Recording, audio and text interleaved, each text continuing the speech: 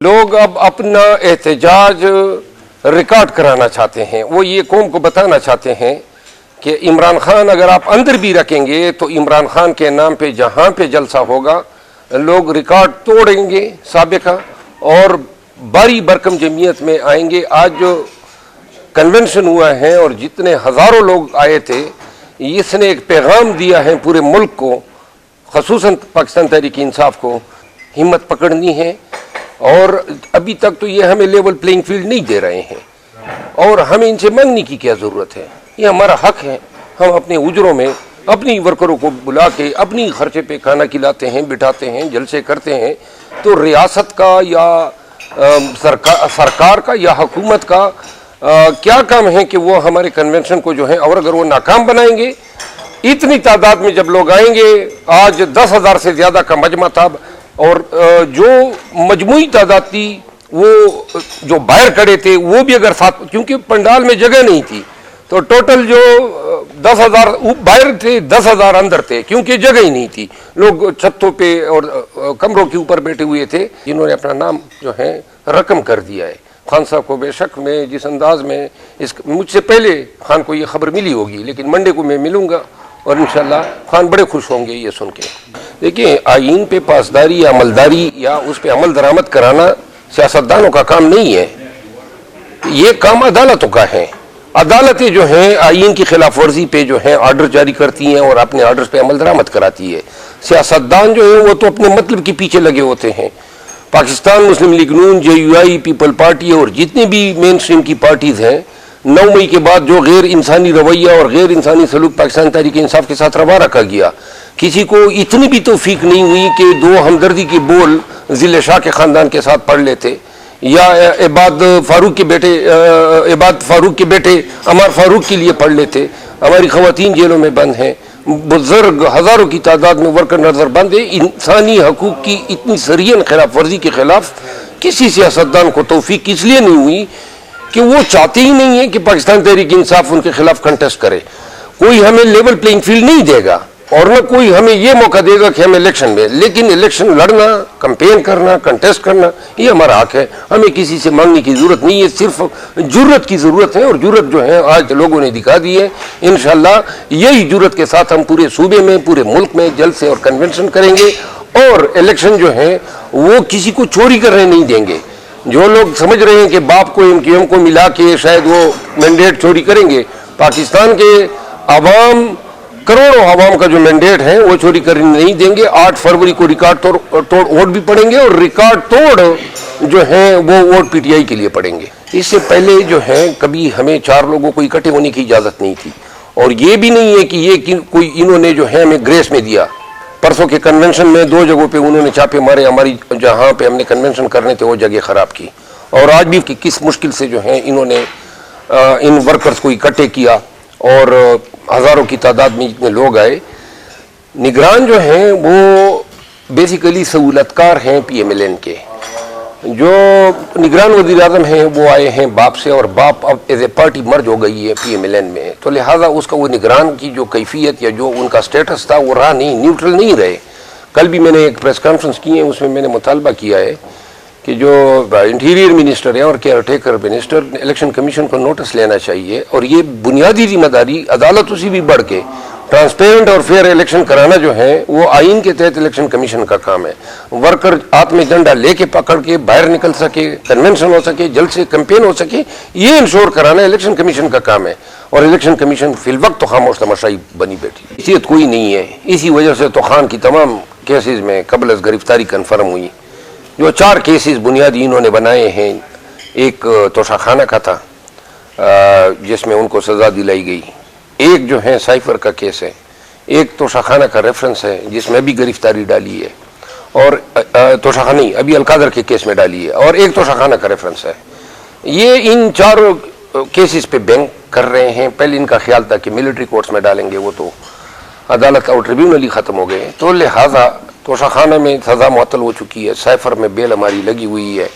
یہ جو نئے کیس میں ان کی گرفتاری ڈالی ہے اس کیس میں ہم قانونی کارروائی کر رہے ہیں. میرا خیال یہ ہے کہ منطقی انجام تک اس کی رہائی کا کیس پہنچانے میں ہمیں زیادہ سے زیادہ 1.5 مہینہ لگے گا. اور ان 1.5 مہینوں میں کیونکہ کیسز کی نوعیت ہی سیاسی ہے تو لہذا خان کی رہائی کو کوئی روک نہیں سکتا ہے. تو یہ بھی کرپٹ پریکٹسز ہے. الیکشن میں کرپٹ پریکٹسز ہوتے ہیں اور ان چیزوں کا نوٹس لینا چاہیے الیکشن کمیشن آف پاکستان کو. جو ڈکلیئر کرا رہے ہیں اور جس طرح وہ خود بھی ایسے ہی عمل کر رہے ہیں جیسے وہ منتخب ہو چکے ہو، ان سب لوگوں کو ایک چیز یہ نظر انداز کر رہے ہیں. پاکستان میں 2022 میں جب شب خون مارا گیا پی ٹی آئی کی حکومت پہ، اس کے بعد ان 2 سالوں میں جو سوچ بدلی ہے پورے قوم کی وہ یہ ہیں کہ اب لوگ نظریاتی ہو گئے ہیں. وہ جو الیکٹیبلز ہیں، وڈیرا، سردار، انڈسٹریلیسٹ، پیسے والا، ان کی حیثیت جو ہے ملیا میٹ ہو گئی ہے. اب ووٹ جو ہے عوام کے پاس ہے. عوام نے کسی وڈیرے سردار خان کی ایما پہ نہیں دینے ہیں، انہوں نے نظریے کے لیے دینا ہے. جو ووٹ خان کو پڑے گا وہ عمران خان کی نظریے کے ساتھ چلنے والے لوگ ووٹ دیں گے. تو لہٰذا نواز شریف بینک یعنی انحصار کر رہے ہیں ایم کیو ایم کو، یا باپ کے وہ لوگ تھے جو 2018 میں انہوں نے باپ بنائی، نون سے ہی گئے اور نون میں واپس آئے. اور اسی باپ کے حوالے سے نواز شریف یا ان کی بیٹی کا جو بیانیہ تھا وہ کل سے پہلے بہت مختلف تھا. تو لہٰذا نواز شریف جو ہیں وہ شدید غلط فہمی کا شکار ہیں. جو لوگ ان کو لائے، جنہوں نے تحریک استحکام بنائی، جنہوں نے پارلیمنٹیرین پی ٹی آئی پارلیمنٹیرین بنائی، ان لوگوں کا خیال یہ تھا کہ شاید ان کوششوں سے ہم تحریک انصاف کی جگہ لے لیں گے. لیکن نواز شریف ایک بھی جلسہ جو ہے ابھی تک مینار پاکستان کے بعد نہیں کرا سکے. کیوں نہیں کرا سکے؟ اس لیے نہیں کرا سکے کہ ان کو اندازہ ہے کہ عوام آتی ہی نہیں ہے. دوسری بات یہ ان کو اپنے حلقے میں آبائی حلقے میں شکست کے اندیشوں نے اتنا مبتلا کر، یعنی جو شخص اپنی سیٹ کے لیے اتنی تگودو کر رہا ہو، تو لہذا اب ان سب کو واضح ہو چکا ہے کہ یہ تجربہ ناکام ہوا ہے. پی ٹی آئی جو ہے وہ نظر آ رہا ہے، لکھا ہوا ہے دیوار پہ کہ پی ٹی آئی جو ہے وہ ون کرے گی پورے صوبوں میں اور فیڈرل میں. اب جو ہے ان کو یہ احساس ہے کہ کسی بھی طریقے سے ہو سسٹم کو چلانے کے لیے پی ٹی آئی کے ساتھ جو ہے مل کے چلنا ہوگا. میں خود دیکھ رہا ہوں کہ آئندہ 10-15 دنوں میں ہمارے لیے حالات نارمل ہو جائیں گے. اگر یہ نہ بھی کرتے ہیں تو ہم نے پھر بھی نکلنا ہے جس طرح آج نکلے تھے. گزارش یہ ہے کہ مولانا صاحب خود دعویٰ بھی کرتے ہیں کہ میں عالم و فاضل ہوں. کسی مسلمان کو، یہ تو ایسا یہودی ہے جس کو یہ یہودی ایجنٹ کہہ رہا ہے، آپ یقین کریں اس کے پاؤں کے دھول یا خاک جو ہے نا وہ بھی ایسے عمل کرنے والوں سے بہتر ہیں جو ایک مسلمان جو کہ تہجد کی نماز قضا نہیں کرتا ہے، جو قرآن پاک کو بتلاوت اور بترجمہ روزانہ پڑھتا ہے، اس کا دن اس کی شام جو ہے یہ عبادت الہی میں گزرتی ہیں. بحیثیت عالم فاضل، بحیثیت ایک مولوی کے، مولانا صاحب کو یہ زبان قطعاً زیب نہیں دیتی ہے. میں بہت ہی برا مانا کرتا تھا جب پی ٹی آئی کے لوگ ان کو ڈیزل پکارا کرتے تھے، اور میں سمجھتا تھا کہ یہ لفظ ان کو نہیں بولنا چاہیے. اور میں ابھی بھی ریکمینڈ کروں گا کہ ایسے الفاظ قیادت کے لیے نہیں ہونی چاہیے. لیکن مولانا صاحب اپنی زبان پہ نظر ثانی کرے. جتنا الیکشن نزدیک آ رہا ہے اس طرح کی باتوں سے نفرت پھیلے گی اور لازماً P T I, social media, P T I worker, youth اس کا جواب دیں گے. تو لہٰذا مولانا صاحب کی اس طرح کہنے سے وہ خود اپنے لیے ایک سوشل میڈیا کے ذریعے طوفان بدتمیزی کو دعوت دے رہے ہیں.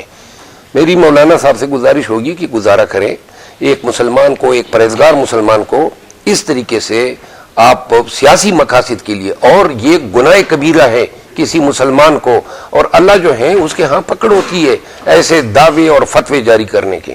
دیکھیے علوی صاحب نے کمزوری کا ثبوت دیا، اس پہ پارٹی نے بھی اپنی کنسرن شو کی.